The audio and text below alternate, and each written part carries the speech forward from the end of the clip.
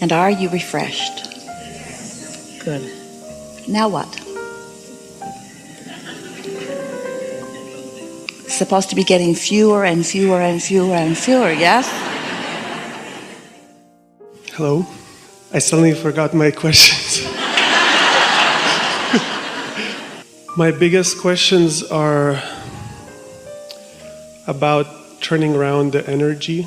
You know, when sometimes things happen and you get down, and then what happens to me is I kind of stay in that for a couple days. But now you know some things that you didn't really know so well before. You know that, maybe you don't know this, when you sleep during the night, momentum of thought subsides. So you're less likely to wake up in the same vibrational place that you went to sleep in. But when you first wake up, you can turn your thoughts to the things that you were thinking about yesterday, and you can reconstitute that vibration, but you don't need to. So that's your best chance of diluting the energy with something that feels a little better. We used to teach a process that we called pivoting, which said, when you know what you don't want, you know what you do want. And if you catch it early enough about things that you don't have a lot of momentum on, you can switch energy really quickly. Well, it's clear what I don't want. What I do want is this, and this is why I want that. And you can start adding to it. But if it's something that you've been troubled with for a while, or you've been thinking about for a while, the easiest thing is when you wake up just to acknowledge that momentum did subside and that you don't have to think about this right now. And if you can just talk yourself into not thinking about the things that have been troubling you, the momentum of them will get slower and slower and slower until they can effectively become completely inactive in your vibration. Mm-hmm. Trying to think a positive thought to cover up a negative thought usually only makes the negative thought stronger. Have you ever been having a conversation with someone and you're sure you're right and they're sure that they're right, and neither one of you are making any headway with either one of you, with the other one? And so you might as well just not talk, because you can go on and on and on and neither one of you will budge. Well, you kind of have that relationship with yourself. Your desires and your beliefs are sort of like those two people where I want this, but. And so if you can just try a little bit not to keep the resistant part active, in time it won't be active. A belief is just a thought you continue to think. That's all. Yeah, and also I think from upbringing and conditioning, I think of the life as kind of a life of obligations. You know, we know. We want to say, while you're saying that, we want to go blah blah blah blah blah blah blah blah blah blah blah blah blah blah blah blah, because every word you speak about that just locks you in to some, not all, some beliefs that are not serving you. Everybody has some of that. We talked about that earlier. You observe it, which causes you to offer a vibration, which causes you to attract more of it, which makes you say, now I believe it. And now you believe it, you attract more of it, and now you believe it more. Esther argued with us, but it's true.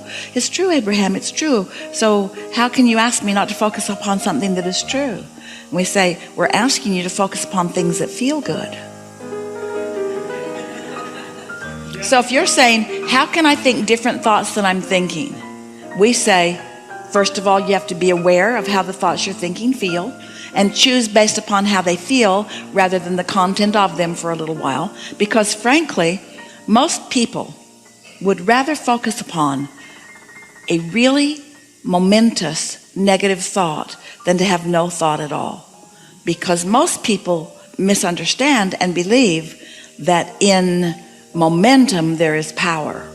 And we just want you to leave with this thought.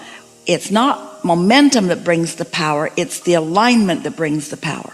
Because you could be really focused upon unwanted things and you can really get something going, but the true empowerment is in the thoughts that feel good to you, because you've got your inner being backing you up in those. So how can I think different thoughts? Practice. How do I think different thoughts? Practice and care about how you feel. How do I think different thoughts? When you go to bed at night, acknowledge that when you wake up, they will have subsided.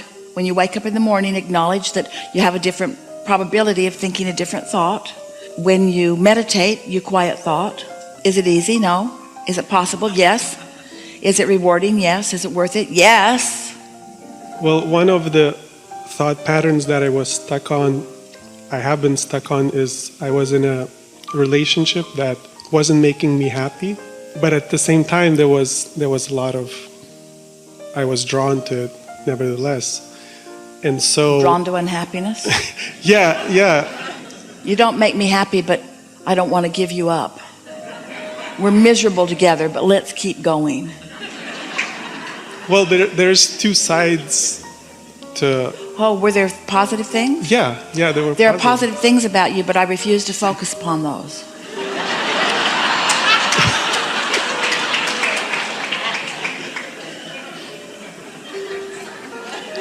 Until you're gone, and now I have to focus upon them to make myself feel better about not being with you. Well, so I'm like 8 months out of it.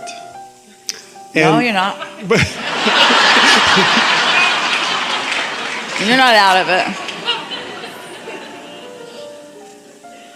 So It's almost like it was just yesterday. yeah, it is.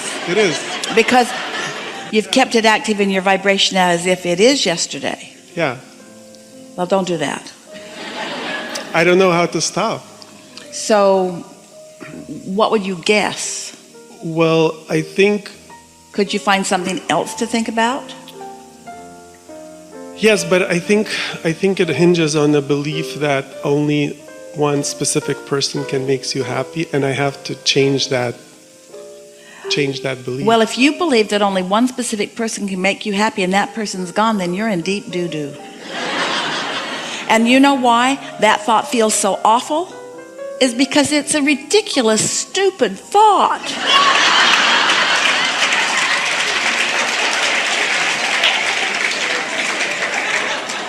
It's because your inner being knows for sure that's not the case. So when you say you're the only one for me and you're not here, and you feel awful, the reason it feels awful is not because the person isn't in your life right now. It's because you're using that person not being in your life as your excuse to pinch yourself off from your inner being, who's thinking an entirely different thought about that.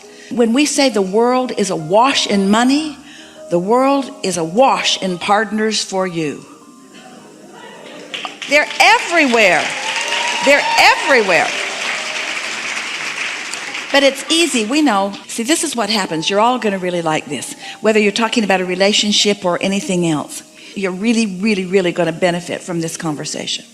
So, when you don't really know about law of attraction and you're not really clear about the receptive mode, and so you haven't really been deliberately tuning in and receiving the benefit of being tuned in, tapped in, turned on. So you haven't used the leverage of connection to create. So your creation has been hard. You meet someone, it's kind of a struggle, you work the kinks out, it's not easy, it gets better, it gets worse, it gets better, it gets worse. You state your grievances, you come to agreements, it gets a little better, and you just grind it out. And a little ways down the road, it's better than it was. Not much, but it's better than it was. And then, let's say it goes on for how long? 6 years? Let's say that it goes on for 6 years, where it's good and it's not good and it's good and it's not good, but it's mostly really hard work because you weren't tuned in, tapped in, turned on. You haven't had the advantage of the leverage of the universe. So it was so hard, which means you're so invested in it.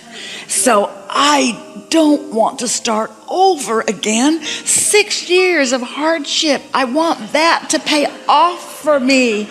So can't I just resurrect this relationship, and can't we just pick up from the not so horrible place that we ended up? So we have a story to tell you. Isn't that sort of how it goes? I don't want to start over again. This was miserable, and it's not quite as miserable now as it has been. So I don't want to give up all the gain that I made. That's not a very good reason to stay in a relationship.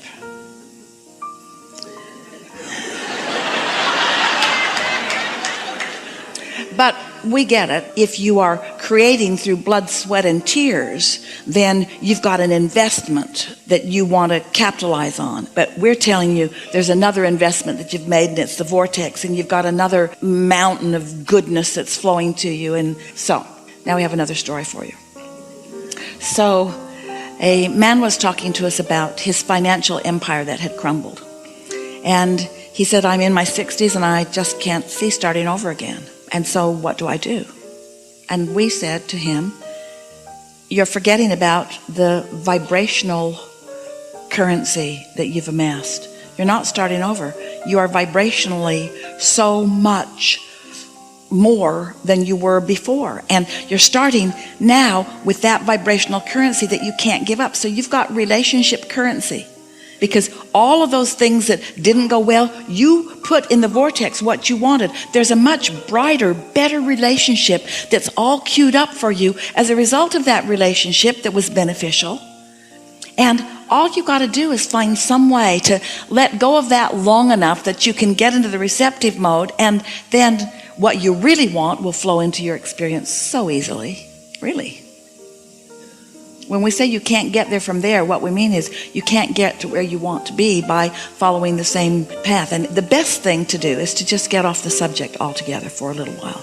You want to get ready to be ready. You want to be ready to be ready to be ready to be ready to be ready. And the first phase of being ready, you might not even have a thought of a relationship in your mind at all.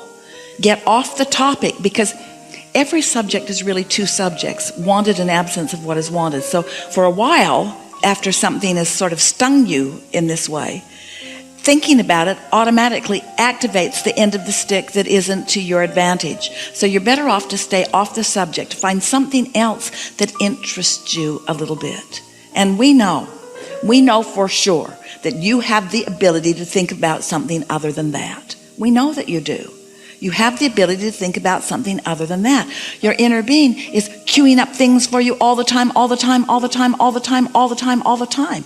You heard us talking to our friend earlier, and we said, you just got to listen, you just got to listen, you just got to listen, which brings us to a really important thing that if you hear it, it will free you from this dilemma. And that is, consider the difference between a thought you're thinking and a thought you're receiving.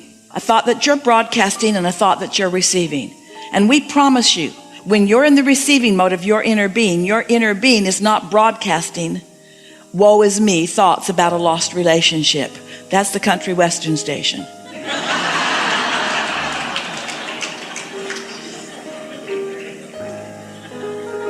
Your inner being is broadcasting what a beautiful day it is, and how magnificent your body is, and how good to be alive it is, and how many magnificent things there are in this world, and how many wonderful things there are to think about. And your inner being is broadcasting so much remarkably wonderful stuff for you to receive.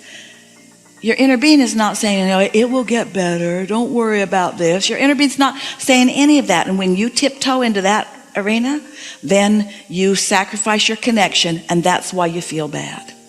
So we can say to you unequivocally, you're not feeling the loss of a relationship, you're feeling the loss of your inner being and blaming it on that.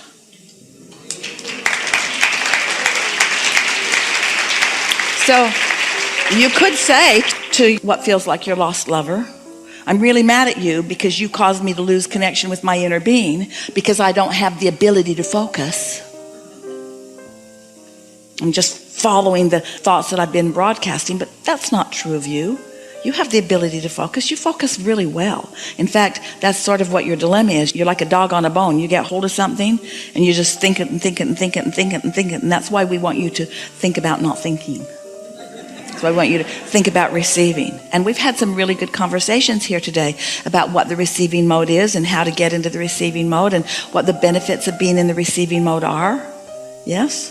There are so many people that have had so much lost love that there is a very powerful river, stream of consciousness that's flowing that's easy to tap into. So much so that when you get hold of a little piece of it, you can feel so much worse than this relationship is worth. Because you just get tapped into all lost love. But why do that when you can tap into the energy that creates worlds? Yeah?